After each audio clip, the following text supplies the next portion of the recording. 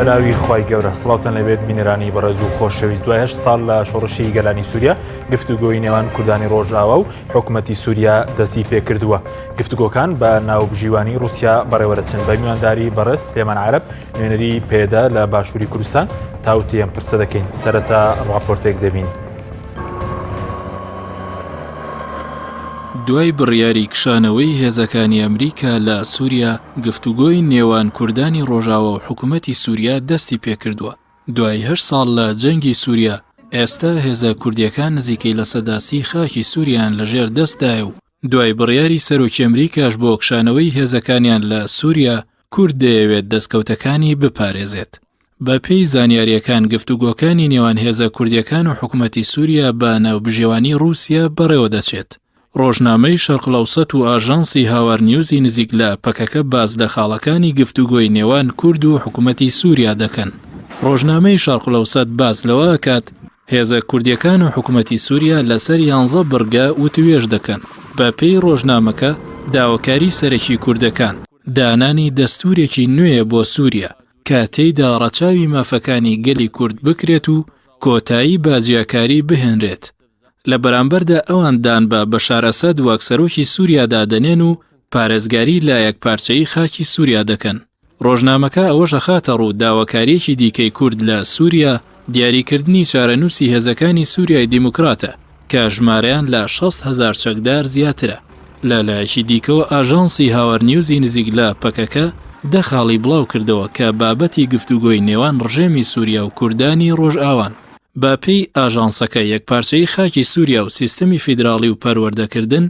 بە زمانی دایک و دابەشکردنی سامان و وڵات بەسەر هەموو ناوچەکان خاڵی گفتوگۆن. ئاژانسی هاوار نیوز ئاماژەی بەوەش کردووە کورد دەیەوێت هێزەکانی سووریای دیموکرات ببن بە بەشێک لە سوپای سووریا و ناوچە سنووریەکان بپارێزن و هێزەکانی ئاسایشیش لە ئیدارە سەربەخۆکان کار بکەن.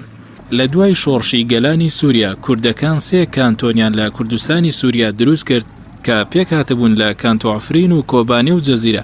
بەڵام لە ساڵی 2018 تورکیا هێرشی کردە سەر کانتۆنی ئەفرین و کۆنتڕۆڵی کرد.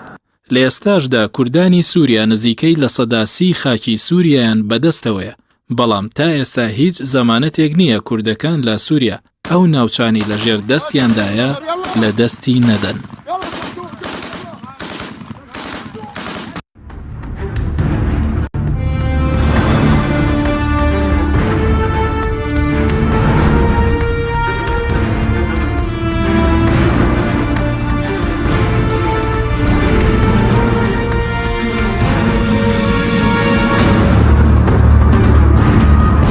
جارێکتر سڵاوتان لەبێت بینەرانی بەڕێز کاک سلێمان بەخێر بن. سوپاس بۆ ئامادەبوونتان بەر لەوەی کە بچینە سەر و توێژ نێوان کوردانی سووریا و حکوومەتی سووریا قسە لەسەر مەسەلەی بڕیاری کشانەوەی هێزەکانی ئەمریکا بکەین کە لە 19ی 12 دۆناڵد ترامپ بڕیاری دەکەی هێزەکانیان لە سووریا بکشێنەوە. ئایا پرۆسەی کشانەوە کە دەستی پێ کردو؟ سەری دەسڵاو ڕێز بوویەوە و هەموو تەماشاوانان. یعنی بڕاستی ڕۆژ ڕۆژێکی دیرۆکی 20 مانگی یەک ئیرۆژ ساڵک لەسەر بەرخۆدانی سەردان لەسەر عێریشە داگیرکاریە تورکیە لەسەر کانتۆنا ئافرینەیە. ئیرۆ ساڵک چی بوو؟ ساڵێکی کو داگیرکاری لەسەر خەکە ڕۆژاوای کوردستانی بە بریارێکی ناونەتەوی بە هێزێکی شۆفینی و بچەتەین یعنی ئیسلامە متەتەڕف بچەتەین جەبهەت النەسر و داعشێ عێریشی سەر کانتۆنا ئافرینە و کانتۆنا کو دەمەکە درێژ بوو وەکە ناوچەیەکی ئارام و مستەقر جیەک بوو و هێویەک بووش بووی 100,000 کۆچبەرên سووریەیە کوژی شەڕێ لە ناف سووریای بازدا بوون هاتبوون هەرەما ئافرین ژیان دەکردن. هەروەها ئافرین خودی پرۆژەیەکی دەموقراتیکش بووی چارەسەریە بوو سیستەمەکە ژیانە هەڤبەش و سیستەمێکیش بووی چارەسەرکردنا کێشە و پرسگرێکن سووریایە دە ناوە خۆدا چارەسەرکردنا دۆزا کورد لەسەر زەمینێ دروست کردبوو و بە ئاستێکی بلند ئەو هەرەم دگەشەدانە کە ئابۆری و دژیانێکی ڕەحەت و مستەقر دەبوو مخابن بریارێکی ناونەتەوەیدا و بن بێدەنگی و سەمتێکی دووەلی لەسەر ئەو ئێریشە هەوڤانایە دەوڵەتە تورکیە لەسەر هەرەمێ دەئەنجامدا بە سەدان مەدەنی شەهید بوون زارۆک و ئەفرەت و ژن شەهید بوون بە سەدان بریندار بوون و هەروەها نێزی 300,000 کەس ji heremê hate koçberkirin hate derxistin ew rê li pêşiya guhartinekî demografî di heremê de kir û îro roj salek çêbû ku kesên ji Xotayê kesên çete kesên murtezek di heremê de têne neştecî kirin û guhartinekî ji çanda heremê re guhartinekî ji demografiya heremê re guhartinekî ji dîroka heremê re tê çêkirin îro roj rojekî bi rastî ji bo me di Rojavayê Kurdistanê de rojekî xemgîn e lê di heman demê de berxwedanekî mezin li beramberî ew êrîşana 58 roj bibûre rojekî giring ez hez dikim du gotinê dîbêjim yanî 58 roj li berxwedanekî bi sedan xort û keçên Kurd û Arab û Siryan li beramberî ew êrîşana bi îradeyekî mezin li berxwedan û qebûl nekirin ta êsta ew berxwedan berdewam e ta êsta berxwedana gel berxwedana hêzên leşkerî berdewam e ku قبول ناکن ئەو داگرکەری ئەو گوهارتنا دموگرافی ئەو تشتێک و کانتۆنا عفریندا دەبێ و تا ئێستا هەزاران گەلێمە لە شەهبای لەبەرخوا دەدێ هێزن لەشگەری و هەروەها سیاسەتا ڕۆژاوا دیپلۆماسیەتا ڕۆژاوا یعنی هەموو هێزە ڕۆژاواش بۆی ڕزگارکردن ئافرین زۆر باشە بە سپارەت بە هێزەکانی ئەمریکا کشانەوەیان دەستی پێکردووە لە ڕۆژاوای کوردستان یاخو بە دیاریکراوی ئاژماری سەربازەکانی ئەمریکا بنکەی سەربازی زۆرە لە ڕۆژاوای کوردستان ئایا دەستی بکردووە بە کشانەوە یعنی ئەمزانن پێباچوویە شوڕەشە ڕۆژاوای کوردستاندا کورد بەریک و ئەمریکا جیوەرێ بەریک و هێزێن ئەمریکا تحالفان ناونەتەوی جیوەرن کوردا پشتاخۆدا بوو ئیرادەیەکی جیواکی ئیراداگەل و خۆری خستن کردبوو و لە بەرامبەری کۆمێن چەتە جەبهەت و نەسرا سەرناوێ جێشی الحۆر لە سەرناوێ ئەحرار شام هەروەها لە بەرامبەری داعش و لە بەرامبەری ڕێژیمە سووریە سەرکەفتنێن گەورە دروست کردبوون بەری ئەمریکاوەرێ ji بۆی wê yanî piştî ku Kurda karî bû xۆرê xistin bikin karî bûn li ser zemînê hêzekî xwe gewre durist bikin hêzên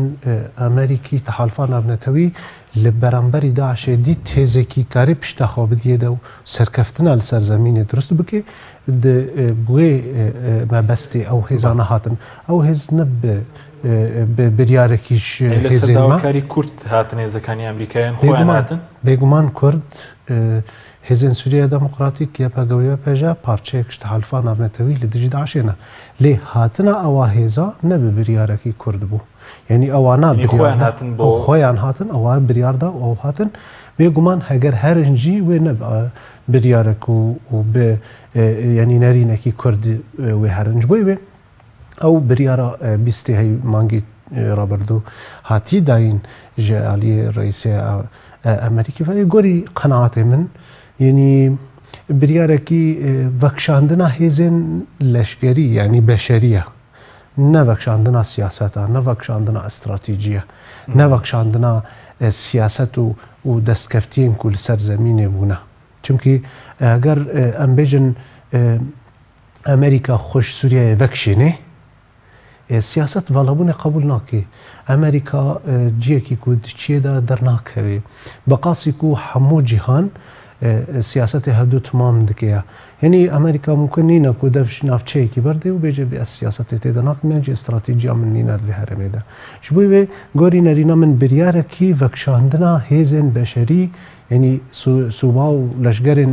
Amerîkî ji wê herêmê ye lê wê bandora xwe siyasî hebe ya stratîjî proseke destî pêkirdiwe proseyê kişanەوە Amerîkî kişanەوە destî pêkirdiwe ta êsta dest yanî tiştekî li ser zemînê ku em bêjin destî pêkirdiwe nîne هناك گوهرتنا هناك شونا و هناك تناول گۆڕ هەیە لە گوهرتن هەیە بەڵێ. هناك شوونێکی هەرنە شوونێکی دیتر یانژی جیەکی هەرنە جیەکی دیتر بووی شکلی یعنی بڕاستی ئەو بریارە نەگرنگە زۆرش بۆی ما یعنی وەکە هەبوونا لەشگەرێکی یان نەبوونا لەشگەرێکی بقاسی و یعنی بریارێکی پر گرنگ بوو و پێواژوەیەکی دادەست پێکردن ئەو پێواژوەیە باندۆرێکی لە ڕایە گشتیان ناونەتەوی کرد باندۆرێکی ڕۆژاوای کوردستان کرد و لە هێزێن هەرەمی یان لە ڕۆژهەڵاتی ناوەڕاست کرد چاوە یعنی دەنگێن کود ئەمریکا دەدەرکەتن سەر ئاستا وەزیرێ پاراستن سەر ئاستا نونەری ڕئیسی ئەمریکا لە ڕۆژهەڵاتی ناوەڕاست لەسەر ئاستا کۆنگرێسی ئەمریکی یعنی بگشتی گرانیەکی گەورەدا چێکردن ئەو چ دەدێت دیارکردن ئەو گرانیە سیاسەتە کورد دەدێت دیارکردن یعنی کورد کاری بوون باندۆرێکی لە سیاسەتا گشتی یا ناونەتەوی بکن ڕئیسێ فەرەنسا هەڵوەستا خۆ بەرامبەری وێ ناکە نیشاندا رووسیا هەڵوەستا خۆ بەرامبەری وێ ناکە نیشاندا هەروەها یعنی بۆی وێ گرانیە سیاست و هێزا کورد ددێ نیشاندان و کورد ئیرۆ ڕۆژ توانێ لە هەرەمێدا سیاست بکە دیبلۆماسی بەس وەکو ئەوەی کە نیبرێرنداوە ئەوانە 4 مانگ نیاوان لە بڕارەکەی خۆیان پاشگەز نەبوونەوە باسی 100 ڕۆژ دەکرێت بۆ کشانەوەیان پێ دوای بڕێرەکان جێبەجێ دەکەن یاخود ژمارەی سەربازەکانیان زۆرە دیاری کراوە ئەمریکا لە ڕۆژاوای کوردستان وەڵی ژمار چەندین جار دیارکردنەک و بەسا 2000 سەربازی دکن یعنی کەم زێدا یعنی ئەو بەحس دکن ئەو سەر زەمینە نەدیارە یعنی مەسەلەتێ vekşandin û nevekşandinê yanî yan jî ew biryara çۆn hatiye girtin yanî bûye yan nebûye yanî çendîn qiseyên cuda û cewaz derketin mînak em ê xwe vekşênin di nava demekî pirkin de destpêkî ewa nadane diyarkirin got zor bi pele û acil em vedikşênin paşê got em vekşandinekî دوردا يواش يعني باشي قوتن والله انسحابك ذكي يعني ب يعني ديسبلين ام انسحابك انه هروها يعني شلون يعني هالوسط امريكا نه زلال بو چونكي دناوا ودا پر نقاش دركاتنا بيش و يعني او تشتكو دركات نه گۆری وێناکەی زۆر باشە بەس بەڕێزت لە چەند ڕۆژی ڕابردوو لە ڕۆژاوای کوردستان بووی ئێستا هاوکاریەکانی ئەمریکا بۆ هێزەکانی سووریای دێموکرات وەکو هاوکاری بەردەوام هاوکاری سەربازی و ئەوانە ئایا بەردەوام یاخود ڕاگیراوە اینجا ئایا هەندێکیان باز لەو چەکانش دەکرێت کە دراون بە هێزە کوردیەکان لیان وەربگیرێتەوە شتیوە لە ئارادا هەیە بێگومان شەڕێ لە بەرامبەری داعشێ هەجیندا و هەرما دێرازورێدا بەردەوامە و پشتگیریە تەحالفا ناونەتەوی و ئەمریکاژیش بۆی ئەو تەواوکردن داعشێ بەردەوامە ئەوەیە تا ئێستاش هەر بەردەوامە ji بۆی وێنا یعنی بریارە و ئەمریکا دایی di تەحالفا ناونەتەوی دەک و شەڕی داعشێ بکێ ئەوەیە ڕاستیەکە یعنی ئەو شەڕی داعشێ تەواو ببێت ئەو ئیدی مهمە ئەمریکی هەرەمێدا وەکە ئارمانج تەواو بێت یعنی چەندین جار ئەمریکا ئەو هەلوەستە خۆدایە دیارکردن پشتی داعشێ من شەڕێ لە بەرامبەری ئیران دەست بێت گمۆکە ئستراتیجی یعنی هەروەها دەڵێن پێویستە و پێواژوەیە سیاسی di سووریایەدا ئەنجام بگرێت توێ دەمێ من ئەنجام ددم di سیاسەتا خۆ ئستراتیژی خۆ سووریایەدا ئەو هەلوەستی ئەمریکایە ئەو هەلوەستی تەحالفا ناونەتەویە ڕئیسی فەرەنسی هەروەها هەڵوەستی خوادانی و د 2019دا لەشگەرێن فەرەنسی د سەرخاکە سووریای هەر بمێنن تاکو ئەنجامەکی سیاسیش پێوەژوویە سیاسی دەکەوێش بۆی وێ ئەس حەز دەکەم یعنی هەلوەستا سیاسیە ڕۆژاوای کوردستانی بتایبەت زۆر باشە دوای قسە لەسەرەوە دەکەین بەس وەکو هاوکاری سەربازی عسکەری هاوکاری ئەسکەری ڕاگیراوە بۆ ڕۆژاوای کوردستانی ئەمریکای خود بەردەوامە نا ئەمریکا حتا ئێستا بەردەوامە دشەرێ لێ بەرامبەری داعشێدا بە ئالی ئاسمانی و ئالی پشتگیریە گشتی یا تو گوهرینك داستانية باسی ئەوە دەکرێت کە ئەو چەکە و چەک و تەقەمەنێک کە دراوە بە هێزە کوردیەکان ئایا لیان وەردەگیرێتەوە ئەو چەکێک کە دراوە بە هێزیەکانی سووریای دموکرات گفتوگویەک لەو بارەیەوە هەیە یاخود براستی ئەو ناکەم جارێکی لەشگەریە و ئالیە چەک و سیلاحدەیە ئەو جارێکی جودایە هەلوەستێکی لەشگەری تا ئێستا دەڕنەکەوێتە پێش لێ ئەستکارم نەری نەخوا بێژم بۆ وێنام ڕاستی یعنی شەڕێکی قورس و دەم درێژ لە بەرامبەری داعشی درست بووە ینی ئەو چەکانێک و دنەرین ئەمدا ئەو چەکانێک و چوونە ڕۆژاوای کوردستان و چوونە سووریای ئالیە تەحالفا ناونەتەوەیدا زۆر کەم بوون و ئەس باوەڕ دەکەم هەموو هاتنە ئەستعمالکردن شەڕ لە بەرامبەری داعشێدا ینی ئەم منطق وێ ناکەی دەڵێ چونکی شەرێکی چەندین ساڵ ینی هەرەمێکی وەکە ڕقای هاتە ڕزگارکردن وەکە منبێج وەکە تابقا ئێستا دێرە زۆر و پێش ئێستا هەر لە هەرێمە کۆبانێدا شەرێکی و قاسی گران بێگومان چێکێکی زۆر گران فاتورەیەکی ئێستا داعش زۆر ماوە لە سووریانی سەدا چەندی ئەوەندەی کە زانیاری تەوێ لە خاکی سووریا لەژێ دەستمە هیچ ناوچەیەکی بەرفراوانی لەژێ دەستدامەوە ینی تقریبا دناوا 5 حتا 10 کیلومتر 10 کیلومتر تقریبا مایە بهتر مەسەلەتێن مرۆڤی دەهێلن و ئەو هەرم حتا ئاستەکی بمێنێ ینی مەسەلەتێن پاراستنا ئینسانên مەدەنی ئێلوێ هەرمێ دەمایی هەروەها ئەو کەسێن و ji داعشê مانی کەسێن و بریاری شەڕ دانە ئەو کەسێن ئیدیۆلۆژینە ئەو کەسێن و مهاجرن ئێک و ji دەرەوە هاتن ئەو کەسێن ئەجنەبینە بریاری شەر تا داوی دانەک و شەڕ بکەن بۆیە ناکەێت شەرێکی قورسە ینی بەڵێ ئێستا تەنە لە ناوچەی دێرە زۆر داعش ماوە شوونێکی لە ئالیە دیتر یێ بادیە سووری لە ئالیە ڕۆژلاتی ڕۆژئاوایی فرات نەکچوونە تا ئێستا مایە ینی بگشتی ینی داعش ئەنفاسی خۆی داوی ئێستا وەکو خاکی سووریا چۆن دابشکرا ئێستا کورد سەدا چەندی بەرەستەوەیە حکوومەتی سووریا سەدا چەند مەسەرەن ئۆپۆزیسیۆن و تورکیاش سەدا چەندیان بەرەستوێت چۆن ینی ئەو ناوچانەی کە لەژێر کۆنتترۆلیان دەیە ینی تشتێک و پشتی 7 ساڵ شەڕی سووریایە 7 ساڵێن تژی شەڕ و کۆچبەری و ینی بڕاستی سیاسەتێکی ناونەتەوی و هێزن گشتی ناونەتەوی هەرێمێدا دەرکەتنە پێش بێگومان پشتی تەواوکردنا داعش پێویستە پێیواژویە سیاسی سووریایەدا دەست پێ بکێت و حتا ئاستەکیش دەست پێکردە ئفلاسکردن ئەو جوینên جنێڤ و ئاسیتانا و جوینên سوچی و ئەو جوینên کو دەوڵەتە تورکیا و رووسیا و ئیران و حتا ئاستەکی دەرکەتنە پێش ئەوەنە تو ئەنجام نەگرتن لێ یاکو لەسەر زمینی دیارەک و تو بریارێکیش بووی پارچەکردنا سووریایەکی نینە ئاستی ناونەتەویدا ینی بریارێکی و وێ سووریای پارچە ببێ ئەو تشتێکی بووی شکلی نینە لێ لەسەر زمینێ ئێستا دیارە چی واقعەیەک و ئیرۆڕۆژ لەسەر تابلۆیە جۆغرافیا سووریایە دوو هێزن سەرەکە ئیرۆڕۆژ سووریایدا هەنا هەروەها دوو محورên گەورەیەن دووەلینە یعنی یەکژێ رووسیا و ئیران دە هەرەما پرانیە سووریایەدا ئیرۆڕۆژ سەروەرن بە پشتگیریە ریژیما بەشار الەسەد ینی حکوومەتە سووریا کوون سەرناوی شەرعی و ئیرۆڕۆژ لە شامێ دمێنێ ئەو پرانیە هەرمێن ڕۆژ ئاوای فراتێ دەستوان دەیە تقریبا مرۆڤکاری بێژێ ینی نزیکی 55 تا 60 لە سەدی تقریبا بن سەروەریە دەوڵەتە سووری حکوومەتە سووریایەدەیە ئەو هێزە کوردیەکان کورد چەند لە سەدا هێزن حەز دەکەم سەروە قسە بکەم ینی لە هێزن کوردی تحالفا ناونەتەویدا و بسەرپەرشتیە ئەمریکا هەرمێن لە سووریای سەدی تقریبا 32 سەدی دەبن سەروەریە هێزن سووریا دەموکراتیک و یەکپەکەوی پێژەدایە ئەو محورێکی دیە ینی جودایەش ji رووسیا ئەو ئەمریکا ئەوروپا و هێزن کوردی عربی سریانی ئێک و لە هەرمێدا سووری دوێ هەرمێدا جیگرتنە تۆزە هەرمێ دیمانە ئەوجی چە ناوێ معارەدا یانجی جەبهەت النەسرە ئێستا ئیدلبە و داگیرکاریە تورکیە لەسەر هەرەما جەرابلس باب و ئافرین و عەزاز ئەو هەرەمانە يعني تشتي استخوازم بلم أبا يعني داري السياسي ده يما خدي بروجي كي سياسي جبوي چارەسەریێنە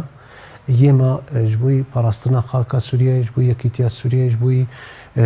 دستوركي ديمقراطيك وجبوي بيواجويا سياسي بيست دست پێ بکێت ئەم ئامادەنە هەروەها ریژیم و رووسیاش جبوي بيواجوي حتى ئاستێکی هەلوەستێکی باش ددنە نیشاندانیانجی خودی نەرینەکن دەڵێن پێویستە دەوڵەت دووبارە فەگەری سەیتەرە خۆل سەر هەموو جغرافیا سووریا ئەو هەلوەستێکە یانی وەلاکن بەس وەکو گفتوگو ئێستا دوای برێکشانەوە حەز دەکەم یا گرنگ ببوورەکە حەکیم ینی هێزێن دیتر داگیرکاریە تورکیە و هەنێک معارەدا ئەو هێزانە ینی خودی پرۆژەیەکی چارەسەریە نین خودی نەرینێکی سیاسی یان جی بۆی سووریا هەیە تازە نین خودی نەرینن بۆی وێ ئەو هێزانە هێزن داگیرکردن تەنێ بشەڕ دەباکن یعنی چۆن تورکیە هەر تهدید دکێ هەر عێریش دکێ هەر دەبێ ئەزێ شەڕ بکەم ئەزێ هەر کەسی دەرخم ژێ هەرێمێ یعنی بە زمانی شەڕ قسەی لەسەر شەڕ ئاواتکە ینی سیاسەتی خۆ نییە چارەسەری نینە بۆی وێ ئەف هێزانە هەر سێ هێزانە د سوریای د ایروروش واقع زمین سوریای ئەوەیە بۆی وێ خیاراتی خۆی یە چارەسەریە تورکیە تهدید نەکردە میناک ئێمە وەکە ڕۆژاوای کوردستان مەخیاری خۆی سیاسی تهدید کردە راپۆرتەوە دەژی زۆر ئێستا قسە لەسەرەوە بکەین ئێستا دوای بەرارێکشانەوە هێزەکانی ئەمریکا و توێژەکە دەستی پێ کردووە لە نێوان کوردان و ڕژێمی سووریا ئەنی و توێژەکە ئێستا دەستی پێ کردووە یعنی زۆر گرنگە هەر کەس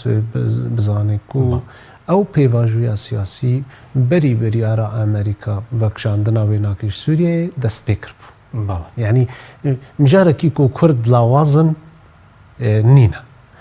یعنی نەکو کورد لاوازن و ئەمریکا خۆڤەکشاندیە و کورداژی کوێە گوتیە پێویستە ئەم چارەسەریە سیاسی دەست پێ بکەن ئەوەیە نینە پێش چەند مانگ پێش بریارە ترامپی بۆ بەکشاندنا هێزێن ئەمریکی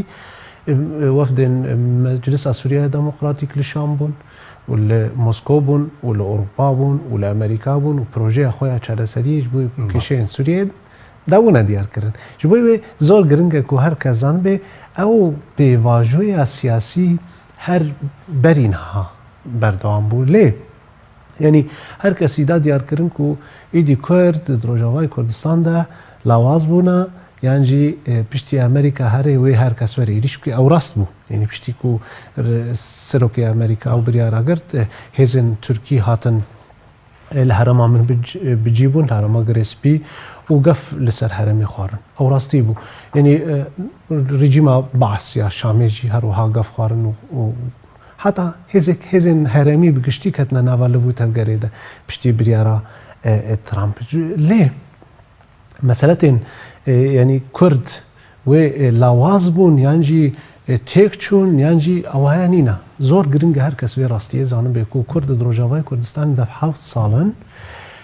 زەمینێکی لەشگەری زەمینێکی سیاسی دەستکەفتیان گەورە یەن ڕێڤەبریا خۆسەر و پرۆژەیەکی دەموقراتیک دوێ هەرێمێدا دروستکردنە و ئەتوانن لەسەر وێناکە سیاست بکەن دەبلۆماسیات بکەن و هەتوانن توێژەکان دەست ئێستا بەردەوام و توێژەکان لە نێوان ئێوە و حکوومەتی سووریا بەێ یعنی ئەو گۆتوبێژ دراوبەری ما حکوومەتی سووریەدا بەردەوام بوون نەسەکنی بوون لێ تۆزەکی ینی مکارن بێژن ینی زۆر ترافیکێکی خورد بەهێز نەبوو لێ تا ئێستا ئێمە ئەو پرۆژەیەکی زەلال مەجبووی مۆسکۆژیدا بۆ دیارکردن مەجبووی شامێژی دیارکردن و ئەم کاربن ji بۆی پاراستنا خاکە سووریایە ji بۆی سووریایە نویا دەموقراتیکیە جمهوری ji بۆی ناسکردنا ڕێڤەبریان خۆسەریان دە هەرێمێدا ji بۆی زمانی کوردی و چاندا کورد ji بۆی چارەسەرکردنا دۆزا کورد هەروەها ناسکردنا هێزên لەشگەری yên li ser zemînê asayişa Rojavayê Kurdistan yek û îroroj li ser zemînê heye pêwîst e meclisên îdarî yên herema bawernegrêdan pêwîst e hêzên leşgerî bibine parçeyek ینی لەشگەرن سووریای گشتی جێشی سووری وێ سەرەواتن دەهرێمێدا سەرەواتن کو دەبن سەرۆری هەموو کوردە پێویستە بڕەنگێکی عادل لە هەموو سووریای وەرنە بەڵاوکردن ئەف خەتێن قالندن یعنی ئەف پرۆژە یعنی خەتێن قالندن تەفاسیلێ وێ پرن یعنی پر تەفاسیل و حیوار و نیقاشات پێویستن کو ئەم کاربن بگەێنە نەخشارەیەکی چارەسەریە ji bo Sûriyeyên û ew zor giring û di helwesta giştiya rejimê de yanî ser devê hinek kirayedarên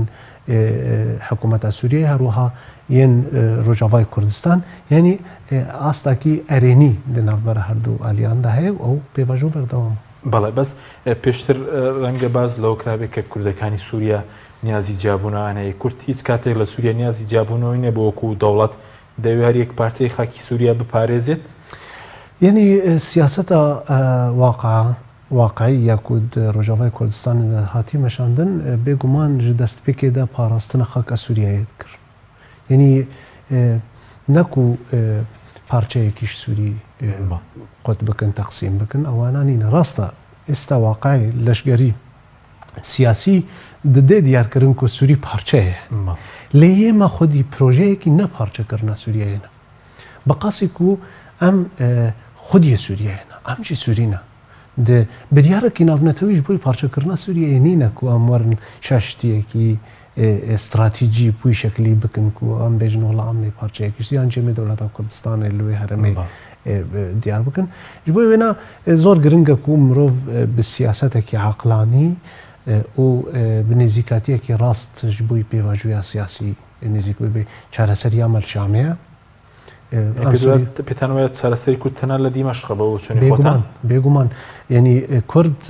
عالیê siyaset û استراتîjiya giştî de bêguman hevdû timam dikin hevdû dikin pêştir xەڵک بڵێ مەسەلەن ئەم ڕژێمە پێشێلکاری گەورەی بەرامبەر کورد کردووە ئێستا چۆن مەسەلەن کوردەکان لە سووریا مەسەلەن گفتوگۆ لەگەڵ ئەم ڕژێمە دەکەنەوە بەڕێزت پێ وایە مەسەلەن چارەسەر لە دیمەشقە یعنی شەرعیەتە ناونەتەوی شام ناستکێ دیمەشق ناستکی یعنی ئەمریکا jî ئەوروپا jî û hemû hêzên navdewletî di netewên yekbûyî de hikûmeta Şamê nas dikin aliyê şerعî de çi qasî ku ew hêze bêhêze çi qasî îradewiya siyasî nîne çi qasî ku karî bû bi sed hezaran ji Sûriyan şehîd bixê çi qasî karî bû bi milyonan koçber bike siyasetekî diktatoriyane ya şofînîst e li beramberî Kurd nas nake doza Kurd nas nake yanî rastiya Kurd jî nas nake heta êsta jî ew zihniyeta şofînî ya behsî berdewam e ew rast e lê mixabin ta êsta jî şerعî ye aliyê navnetewî de di aliyê siyaseta giştî de ya netewên yekbûyî ji bo wê em dibêjin ku pêwîst e li Şamê çareseriya me bê lê pir giring e jî ku hêza me ya li ser zemînê ewraqê me yê dextê kertê me yê bihêz hene ku em karibin zextê li Şamê bikin ku guhertin û tehewuleke demokratî çê bike ku wa destkeftiyane nas bike هیچ فشارێکی بەرامبەر حکوومەتی سووریا کارت و فشاری چییە؟ بێگومان یعنی کووردا واقعاکی گەورە یەن لەشکەری دروستکردیە و کاربن فشارێ لە ڕێجیمە سووریای بکەن کووردا کارینە سەر هەرمێن خوا ڕێڤەبریەن خوا سەر ئێستا ئەم بە حاجەتی ڕێجیم نین حاجەتی دەوڵەت نین دەوڵەتە سووریایی ئەم حاجەتی نین سەرانسەری هەرمێت بن سەروەریە هێزە سووریای دەموکراتیکە ئەم خوا ڕێڤەت بن ئەم پێدوین ژیانێ پێتێنن ئەم شارەداریان برێوت بن ئەم مەجالسێن مەدەنی برێوت بن هەروەها ئەم پاراستنە خۆشی بکەن و دیپلۆماسیەتان نافنەتەویژی ژ بۆی گاوێن مەزندانە ئالی داناسینە ئەو پرۆژەیە لەسەر زمینێ ما دروستکردنە ئەوەیە هەموو کردن فشارێنە لەسەر ڕێجیمە شامێ دەکەم ناوبڕێکمانێ دواتە گرێن بۆ لای بەڕێز بەڵێ وێنەکانی پرس ناوبڕێک و دەگەڕێنەوە وڵات تۆپ ئارت تاکە بریکاری تۆڕی میدیایی کۆمەڵ بۆ دروستکردن و بڵاوکردنەوەی ڕیکلام تۆپ ئارت فانسینێت خێراترین هێڵی ئینتەرنێت بە داوڵۆندی بێسنوور ئێستا لە خزمەت کڕیارandایە فانسینێت جۆرەها کارتی پڕکردنەوەی بۆ ئامادە کردوون کە سەرجەمیان داونلۆندیان بێ سنوورە بۆ ماڵ و شوێنە گشتیەکان. کارتی 9000 دیناری بۆ ماوەی 1 هەفتە، کارتی 7000 دیناری بۆ ماوەی 15 ڕۆژ، کارتی 30000 دیناری بۆ ماوەی مانگێک، کارتی 40000 دیناری بۆ ماوەی مانگێک و بە خێرایی زیاتر کە تایبەتە بە یاری ئۆنلاین. هێڵی فانسینێت لە ڕێگەی ئامێرێکی تایبەت کە لە سەربان دادەنرێت وەردەگیرێت و لە ڕێگەی گێنەرێک بۆ ئامێری بڵاوکردنەوە لە ناو ماڵەکەت یان شوێنی کارەکەت کاری پێدەکرێت. ژمارەی تەلەفۆن 0 224 75 74 یان 0 194 36 37. فانسینێت. تۆپ ئارت تاکە بریکاری تۆڕی میدیایی کۆمەڵ بۆ دروستکردن و بڵاوکردنەوەی ڕیکلام. تۆپ ئارت.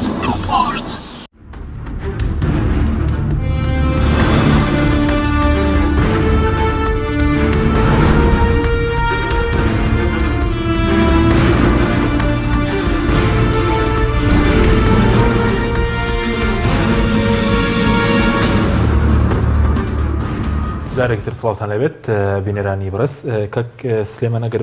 بەڕێز کۆمەڵێک داواکاریت کرد سەبارەت بە داواکاریەکانی مەسەلەن کورد لە ڕۆژاوی کوردستان لە حکوومەتی سووریا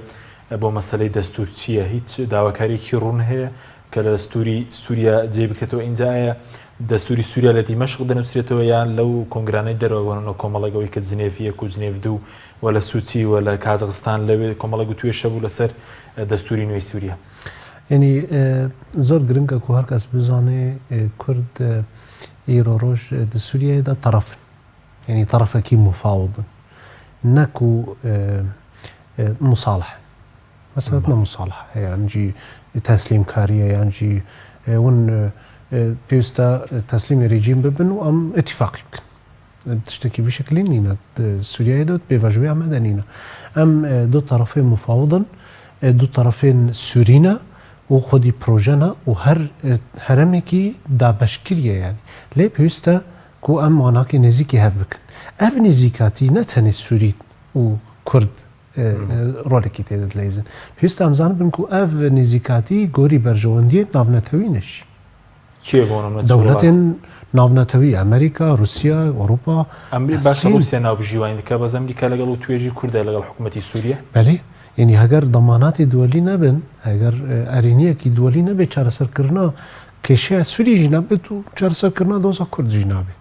ینی ماوەسمە ئێستا ئەمریکا لە ڕۆژاوی کوردستان ئاگاداری و توێژەکانی کوردە لەگەڵ حکوومەتی سووریا؟ بتەکید. یعنی هەگەر ئەو نەبێ ینی وێ ئەمریکا نەگوتبانە من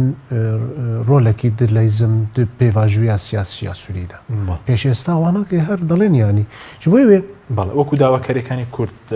لە دەستوری نوێ کورچی داواکاریەکی ئەزێک بێمە سەر وێناکەێت تەنێ ئەس حەز دەکەم بڵێم سووریایدا چارەسەرکردنا دۆزا کووردە تەنێ هێزێکی یانجی دەوڵەتێکی ناتوانێت بریاری چارەسەری بدێ. یعنی رووسیا تەنێ بڵێ وەڵام من چارەسەری دۆزی کورد سووریایدا قبول کردی. ئەوەیە نینە، پێویستە هەر کەس ئیتیفاق بکەن. ئەمریکا ژیا بێ، فەڕەنسا ژیا بێ، ئەوروپا ژیا بێ، رووسیا ژیا، هەر کەس هێرزێن هەرەمیش پێویستە ممکنە هەنێک ئەطرافێن ینی هەرەمی یانجی دەوڵەتێک دوو دەوڵەت قبول نەکەن، لێ هەر کەس پێویستە لەسەر وی چارەسەریە ئێتیفاق بکە. یعنی پێواژوویە سووریای 7 ساڵ ئەوایە دا دیارکردن نەتەنێت بۆی کوردش بۆی هەموو سووریایە. بۆی ئەو ناکە زۆر گرنگە هەر کەس وێ ناکە بزان بێ هەروەها ینی مەتالیبێ کورد دەستورە سووریایە دەچینە. یعنی ئێمە کورد ڕۆژاوای کوردستاندا خودی دۆزێکی نەتەوینە، هەروەها خودی بادێکی نیشتیمانی سوورینە. یعنی تەوازن ئەدناوبەرە چارەسەرکردنا دۆزا کورد ئاواکردنا سووریەکی دەموکراتیک پێکەوە. ji بۆی وێ ئەیرۆ ڕۆژ دە ڕۆژاوای کوردستانیدا دەستکەفتیە گەلێ کوردێک و بخوینە هەزاران شەهید هاتیە دروستکردن و کەدەکی مەزنیا گەلێ مە هاتیە دروستکرد. ئەو دەستکەفتیانە یە پارتیەکی نینن یانجی هێزێکی سیاسی نینن. دەستکەفتیان گەلێ منە گەلێ کورد تەواوی هەروەها گەلێ کورد و عەرەب و سریان پێکەوە کاری بوون وێ پرۆژەیە دەموکراتیک دروست بکەنە. ئێرۆ ڕۆژ ئەو گەفێن تورکیایە یانجی گەفێن دەردۆریین لەسەر هەرەمێ تێنەکردن مثلەن ئەو گەفانە لەسەر پەیەدەنە یان سەر هێزێکی سیاسینە ئەوان ڕاست نینن. بە قاسی کو لە دژی چارەسەرکردنا دۆزا کوردن لە دژی پرۆژەیە سیاسی یا دموکراتیک یار هەرێمێدا نا ji bo wê Kurd çi dalên di destûra Sûrî de pêwîst e ew rêvebiriyên xweseriya demokratîkiyên di herêmê de hatine durustkirin pêwîst e werne naskirin binasîrin parçeyek ji Cumhuriya Sûrî ne parçeyek ji welatê Sûriyeyê ne pêwîst e ew werne naskirin nû nerê wa xweseriya wa rêvebiriya wa mecelisa pêwîst e di Parlemanê Sûriyeyê de giştî de cî bigirin weke nûnerên xweseriyên heyî ew zor giring e her wiha yenî yê me naskirina zimanê Kurdî weke perwerdeya zimanê dayîkê yê Kurdî bi taybet di herêmê me de wê heta zankoyê wê bi zimanê Kurdî perwerdewarê dayîn çûn êsta berdewam e êsta li ser zemînê ew heye yenî zankoyê Rojavayê Kurdistanê dibistanên Rojavayê Kurdistanê her wiha yenî naskirina çand û dîrok û rastiya gelê Kurd pêwîst e were naskirin ew ye di aliyê çandî û di aliyê destûrî weke سیستەما خۆرێڤەبرنێ ئێوە پێتان وە دەستورەکە لە دیمەشق دەنووسێتەوە یا خۆر لە دەرەوە لەو کۆنگرانەی دەرەوە چونکە ئێستا دەزانیت تەرەفی تریشەیە بۆ نمونە لە دەرەوەیە خەریکی نووسینەوەی دەستورێکی نوێن بۆ سووریا دەستورەکە لە کوێ دەنووسرێت ئێمە هەلوەستە مەیە سیاسیدا هەرمە ئەو گوتیەک و بە حیوارە سووری وی چارەسەریە سووریە دەست پێ بکە یعنی هێزن دەرەوە یعنی وەکە دامنن وەکە چاودێرن ڕۆلێکی وای گرنگ هەیە لێ دە حیوارە سووریدا وی سووری خۆبخوا وێ کاربن چارەسەریە درست بکەن وێ کاربن دەستوران و وەکو لایەنێکی کوردی یانی وەکو کوردی ژیانی دژی پارچەکردنی سووریاشنەوە سووریا بێگومان پارچەکردنا سووریا هێنا بێگومان یعنی هێزا کومە دروست کردە ji بۆی چارەسەرکردنا کێشەیەن سووریایە ینی بەڵام و داواکارێکیەوە دەکەم بۆ منە داوای نازانم فیدراڵی نازانم پێداین دەسەڵات بە بەڕێوەبەری خۆتسەر و ئەوانە ئەوە جێبەجێ دەکرێت لە سووریا بێگومان ئەم سووریەکی نەناوەندی دخوازن لا مرکزی دخوازن هەروەها ینی سووریەکی فەدرال بێ ینی هەرەمێ ما ئەوژی ئەرمانجێکی ژێمەیە تا ئێستا ینی من نەدایە دیارکردم چەکلێکی فەرمی ینی وەلاکن ئەم فەدرالیە سووریە دخوازن ینی دخوازن سووریەکی فەدرال بێ ji bo me zor giring awaya ji bo wê yenî her tim me ew bankiriye ku Sûriya çareserkirina Sûriya nivîsandina destûrê Sûriya û Sûriyaya tazaya demokratîk pêwîst bi hêwarekî Sûrî dirist bibe ew nakî bo me zor giring ya herî giringtir te pirsiyar nekir ew ji bo min zor giring e di heremên dibin serweriya hêzên Sûriya demokratîk de یا کو پێشنگتیاوی یا پەگە و یا پەژەتکن یعنی ڕقا دێرە زۆر منبج تەبقا و پر هەرەمێن دی لە دەردۆرا گرێسپی و ئەوانە و لە دەردۆرا حەسەکی هەنە ئەو هەرەمێن عەرەبینە یعنی نێزی 4 ملیۆن عەرەب دەبن سەروەریە ئەو ڕێبەبریە ئێستا ئەم لەسەر قسەت کنە 4 ملیۆن عەرەب لەژێر دەسەڵاتی کوردەیە بەڵێ کورد خۆی ژمارەیتەوە یعنی نەدبن سەروەریە دەسەڵاتی کوردەیە قاسی و کوردجی دناوە وێرێ بەبریە عەرەبجی جی دگرن عالی سەربازی و لەشکەری داد عالی ڕێڤەبری و سیاسی داد مەجلیسێن کوهایی مەجلیسێن ڕقای مەجلیسێن عەرەبن گشتی هەرەمێکی عەرەبە بەلکی چەند کورد تێدا کورد لە سووریا 2 ملیۆنە ئێستا 4 ملیۆن لەژێر عەرەب لەژێر دەسەڵاتی ئەو هەرەما باکوور و ڕۆژهەڵاتی سووریایە نێزی 4 ملیۆن عەرەب هەیە کورد خۆی 2 ملیۆنەوەیە لە سووریا کورد نێزی 2 ملیۆنە تقریبا ئەو هەرەما ینی مۆزاییکی چارەسەرکردنا سووریا ناتوانن بڵێن ئەوەیە کوردستان ئەی وەکو هێز ئەمنیەکان هیچ مەسەلەن ئەو داواکاری فەرمی کە هێزەکانی سووریای دموکرات باز لە 800,000 چەکدار دەکرێنی داواکراو بن بەشێک لە سوپای سووریا لەژێر کۆنتترۆڵی سوپای سووریادا بن مەسەلەن حکوومەتی سووریا هیچ وەڵامێکی بۆەوە هەبوو یعنیش بۆی تام زەلال وەرێ فێمکردن و تێکشتن یعنی ئێمە ڕۆژاوای کوردستان و باکوور ڕۆژهەڵاتی سووریادا هیچ تەنازولێکیش بۆی ڕژیمی ناکەن یعنی دمن بژداهاتە دیارکردن و پێواژوویە سیاسی یا کۆێر و ڕۆژ ئەم تێدا نەژی دیار بەڵام ئەگە دەسەڵاتی بگەڕێتەوە بۆ نمونە بۆ هەموو ناوچە کوردیەکانیش تەنازول نییە یعنی ئێمە ئەم تەنازولی سەر هێزی خۆی لەشگەریژی ناکەن تەنەزوڵی سەر ڕێڤەبریە خۆشی ناکەن چۆن دەڵێن با هێزەکان بێتە بەشێک لە سوپای سووریا یعنی بێگومان وێ ئێرادەیە کورد تێدا هەبێ ئێرادەیە ئەو هێزانی سەر زەمینێ وێ هەبێ ئێرادەیەکی کوکاربێ اتفاقی حکوومەتە لا مرکزیە شامێرە بکێ بە مرکزیێرە بکێ ئەم من گوت یعنی ئەو ناکێ پێواژوەیەکی پر تەفەسیلە وێ هورن و پێویستە بە نیقاش و بە مفاوەدات و بە حیوارێکی جدی چونکی ئەو هێزانە پێویستە ببنە پارچەیە گشتی سووریایە ئەو هێزێن ئاسایشێ پێویستە دبن سەرۆریە مەجلیسێن هەرەمیێن دە هەرەمێدا یعنی دبن سەرۆریە ڕێڤەبریەن خواسەریەن هەیەدا پێویستە وەرێ ڕێڤەبرن هەروەها پێویستە سووریا وەکە دەوڵەتی سووریایە پاراستنا سینۆرێن سووریایە بکەی یعنی ئەمە ئیتیفاقی لەسەر ئاڵا سووریایە بکەن سەر جمهوریە سووریایە دەموکراتیکۆین چۆن ڕێڤە بن یعنی ئەوەیە مژارێکی پر فەرەوانەیە ئێستا وەکو بە فەرمی هیچ داواکارێکی کوردانی ڕۆژاوە هەبووە بۆی کە مەسەلەن سوپای سووریا بگەڕێتەوە سنوورەکانی لەگەڵ تورکیا هیچ داواکارێکی لەو شێوەیە هەبوو یعنی میناک بێژم چۆن ینی کارن اتیفاق بکەن پێویستە سووریا پاراستنا سینۆرێن دەوڵەتە خوا ئێدەرەوە تمامی بکەی وایە ئەو لەشگەرێن و پاراستنا سینۆرێن باوکوور ڕۆژهەڵاتی سووریە بکەن پێویستە ژگەڵێن وێ هەرێمێ بن ئەوەیە اتفاق سەرتێکردن ئەوە نیقاشێکی دیترە یانی ئەو زۆر گرنگە کو هەر کەس بزانێ ینی ئەو کەسێن وێ سینۆری بپارێزن ئەو لەشگەر وێ ژووی ملەتی بن ماناچن جیەکی دوور نایەنن وێ هەرمی ناپارێزن ji بۆی وێنە ئێستا بەحسا هەرمی ئارام تێکردن بەحسا هەنێک ڕەوشێن جودا کۆی ڕۆ هەلوەستا نامنەتەوی ینی حتا لەسەر دەوێ ڕئیسی ئەمریکی مەسەلەن هەرمێکی ئارام ینی ئامن هەرمی دەوەری دروستکردن ئەساس دکەم ئەس هەلوەستە خۆش بووی وێ ناکێژی دیار بکەم ینی هەرمی ئامنێک و بەحس دکن هەرمی باکووری سووریایەدا پێویستە هەر کەس زان بێک و ئەو هەرم ئارامە ینی هەرەمە هەری ئارام کو شەڕی لە سووریایەدا ئەو هەرم بوو ئەو هەرەما و ئێستا سەری قسە دکن پێویستە ببێ هەرەمێکی ئارام ئەو ملەت سەر شوونێ خۆیە ئەو ملەت خانیوی خرانە بووی ئەو سەر ماڵ و ملکێ خۆی ئەو ملەت لوێ شوونەیە